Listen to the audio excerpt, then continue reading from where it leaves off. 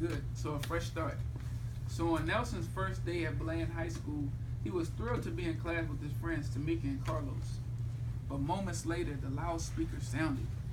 Nelson was called out of his class. His first thought was that he was in trouble. Nelson was relieved that he wasn't in trouble, but looked suspiciously at Miss Johnson as she handed him a new schedule. 3 special education classes. Nelson was taken out of the classes with his friends and placed back in special education. Does anyone know what suspiciously means? Wait, what? What do you think suspiciously means?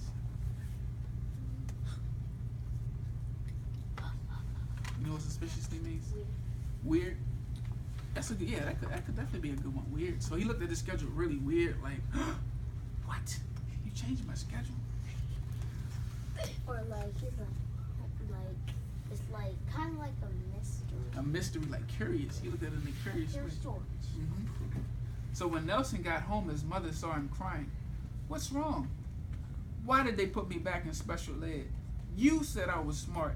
I hate that school and I'm never going back. Yeah, Nelson was pretty upset. The next day, Nelson's parents met with Mrs. Johnson and said, my son came home crying yesterday and said, you put him back in special education. We want our son out of those classes. Now, I'm so sorry. There must have been some mistake.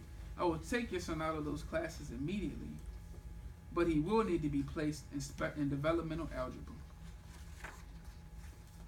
After school, Nelson hung with his cousin Jeremy.